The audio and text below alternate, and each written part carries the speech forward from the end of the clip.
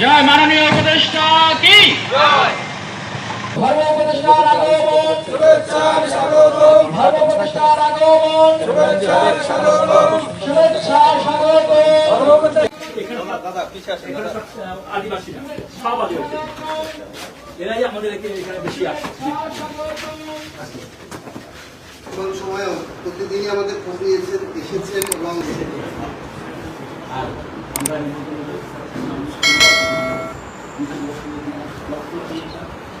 ওই সময় যদি আপনি একদিন আসলে 3 জায়গা হবে। আমি যোগাযোগ এখানে অনেক কয়েক লক্ষ, যে 10 থেকে 15 লক্ষ মানুষ হয়। এখানে আমরা যত লোক আসবে তত লোক খাওয়া।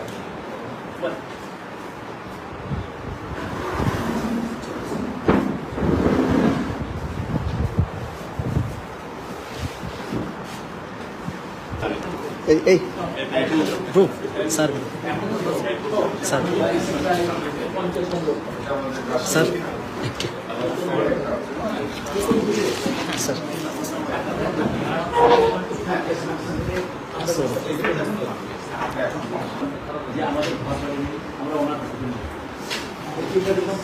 বিষ্ণুপরায় কৃষ্ণ পৃষ্ঠায় উত্তরে শ্রীমতে ভক্তি বেদান্ত স্বামী নীতি নামী নমস্তে সরস্বতী দেবে গৌরবাণী প্রচারিণী নির্বিশেষ শূন্যবাণী পাশ্চাত্য দেশতারিণী। জয় শ্রীকৃষ্ণ চৈতন্য প্রভু নিত্যানন্দ শ্রী অদ্বৈত গদাধর শিবাসারি গৌর ভক্তবৃন্দ। হরে কৃষ্ণ কৃষ্ণ কৃষ্ণ হরে হরে, হরে রাম রাম রাম হরে হরে। শ্রী চৈতন্য মহাপ্রভু কি, নরোত্তম দাস ঠাকুর কি, প্রেম ভক্তির মহাজন নরোত্তম দাস ঠাকুর কি। আজকে খাদ্য সামগ্রী বিতরণ অনুষ্ঠান তথা আমাদের প্রধান অতিথি জনাব ডক্টর আফামা খালিদ হোসেন সাহেব মাননীয় ধর্ম উপদেষ্টা আসার উপলক্ষে আয়োজিত অনুষ্ঠান। সর্বপ্রথম আমি আমার প্রণাম নিবেদন করি আমার গুরুদেব ছিল জয়প্রকাশ স্বামী গুরুদেব শ্রীচরণে, ইস্কনের প্রতিষ্ঠাতা আচার্য অভয় চরণারবিন্দ ভক্তরাম স্বামী প্রভুদের করুণা ভিক্ষা করি। এখানে কৃপা পরবশ হয়ে আমাদের মাঝে উপস্থিত হয়েছেন ধর্ম উপদেষ্টা মহোদয়। ওনার সঙ্গে যেন আমার আত্মার টান, কারণ ওনার সঙ্গে এই পর্যন্ত আমার প্রায় 5 বার দেখা হয়েছে এবং যখনই দেখা হয়েছে তখন ওনার সঙ্গে অন্তরঙ্গ ভাবে অনেক কথা হয়েছে। উনি একজন পণ্ডিত ব্যক্তি, পণ্ডিত বলে উনি একজন আলেম ওলামা, একজন উনি সর্বধর্মীয় শাস্ত্রীয় ব্যাপারে ওনার অনেক অভিজ্ঞতা আছে। ওনার সঙ্গে অনেক কথা বলেছি, উনি আমাকে বলেছেন আমি সব বিশ্বাস করছি, আমি বিশ্বাস করছি, আগে করতাম এখনো করবো। এইভাবে উনি ওনার অনেক গ্রন্থ আছে। তা আজকে উনি যেখানে এসেছেন এই জায়গাটা হচ্ছে প্রেমের জায়গা। প্রেম ভক্তির মহাজন হচ্ছে নরোত্তম দাস ঠাকুর, তার এখানে জন্মগ্রহণ হয়েছিল এবং উনি যেখানে প্রেম পেয়েছিলেন পদ্মা নদীতে, সেই প্রেম তলি হচ্ছে এই পাশে, বেশি দূরে না। এখানে বলা হয় জায়গার নামই প্রেম তলি। উনি সেখান থেকে প্রেম পেয়েছিলেন পদ্মাবতী কাছে। শ্রীমান চৈতন্য মহাপ্রভু ওনার জন্য প্রেম করছে রেখে দিয়েছিলেন।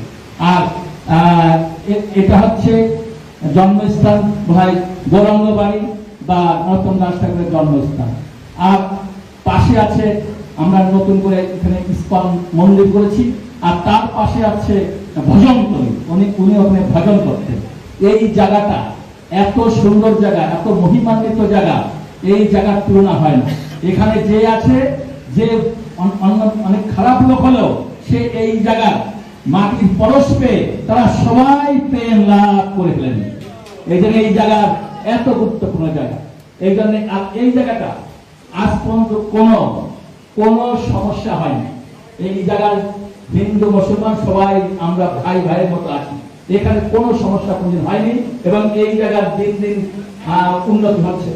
আর আমরা ইস্কন আসার পরে এখানে আমরা ইস্কন থেকে একটা ছোট মন্দির করেছি টেম্পোরারি, এবং গেস্ট হাউসের কাজ শুরু হয়েছে। এখানে উৎসবের সময় কমপক্ষে 8 থেকে 10,000 ভক্তবৃন্দের এখানে আগমন ঘটে। যখনই বৃষ্টি হয় তখন যে কি দুর্দশা হয় তার কোনো নাই, দুর্দশায় কাদা হয়ে যায়। 8 থেকে 10 লক্ষ এখানে লোক হয়। এখানে পোশাক বিতরণ করা হয়, যত লোক আসবে সবাইকে খাবার বিতরণ করা হয়, যে লোকজন না খেয়ে যেতে পারে। আমরা স্কুলের পক্ষ থেকে, এখানে গৌরবাড়ির পক্ষ থেকে এবং পেনতলির পক্ষ থেকে সবাই পোশাক বিতরণ করা হয়, এখানে সবাইকে খাবার দেওয়া হয়। এবং এই জায়গায় এত মহিমান্বিত জায়গা, নরোত্তম দাস ঠাকুর যেখানে যেতেন, যত খারাপ লোক হোক, যত অসুর হোক, যত খারাপ লোক, সবাই তার কৃপায় সবাই চৈতন্য মহাপ্রভুর ভক্ত হয়ে যেতেন এবং সবাই তারা চৈতন্য মহাপ্রভুর কৃপা লাভ করে এই হরে কৃষ্ণ মহামন্ত্র করে তারা এই জগৎ থেকে উদ্ধার লাভ করত। তা আজকে আমার ধর্ম উপদেষ্টার কাছে আমার একটাই আবেদন, যে এখানে যেমন আমরা সুন্দরভাবে সবাইকে নিয়ে, হিন্দু মুসলমান বৌদ্ধ খ্রিস্টান সবাইকে নিয়ে শান্তিতে আছি, এই জন্য সারা বাংলাদেশে আমরা এরকম শান্তিতে থাকতে পারি এবং আমাদের মধ্যে কোনো হানাহানি, কোনো গন্ডগোল না হয়, উনি যেন আমাদের দিকে একটু দৃষ্টি রাখেন। আর ওনার কাছে আমার অনুরোধ, এখানে বাংলাদেশে যেখানেই ধর্মীয় কোনো সমস্যা হয়, বিশেষ করে সনাতন ধর্ম অবলম্বনদের প্রতি মাঝে মাঝে একটু সমস্যা হচ্ছে, এই সমস্যা যারা করে তাদেরকে চিহ্নিত করে তাদেরকে দৃষ্টান্তমূলক শাস্তির ব্যবস্থা করলে বাংলাদেশে আর সনাতন ধর্মাবলম্বীদের উপরে কেউ আঘাত আনবে না। সবাই শান্তিতে, সবাই আমরা একে অপরের সঙ্গে মিলেমিশে একত্রে এখানে বসবাস করতে পারবো, আমাদের কোনো সমস্যা হবে না। আমি মনে করি কৃষ্ণ যেমন সৃষ্টি পালন করেছিলেন, দুষ্টের দমন করেছিলেন এবং যুগে যুগে ভগবান এই পৃথিবীতে আবির্ভূত হয়েছিলেন, আমার মনে হয় এবার এমনই একজন প্রধান উপদেষ্টা, এমনই একজন ধর্মীয় উপদেষ্টা আমাদের মাঝে এসেছেন। এই আমাদের সমাজে যারা দুষ্ট আছে তাদেরকে ওরা সংহার করবেন এবং যারা এখানে ধর্মগুরু আছে, যারা এখানে ধর্মীয় প্রচার করে, যেমন হিন্দু মুসলমান বৌদ্ধ খ্রিস্টান সবাই যারা ধর্মীয় গুরু আছে, তাদেরকে উপযুক্ত মর্যাদা দিবে এবং যাদেরকে উপযুক্ত মর্যাদা দিবেন এবং তাদের নিয়ে একটা সুন্দর সমাজ গঠন করবেন। একমাত্র পারবেন আমাদের এই ধর্মীয় উপদেষ্টাই পারবেন, আর কোনো পক্ষে সম্ভব হবে না। আমি না কাছে এটা আশা করি, কারণ যে সমাজে, যে দেশে ধর্মগুণের মূল্যায়ন নাই, সে সমাজ কখনো উন্নতি লাভ করতে পারে না।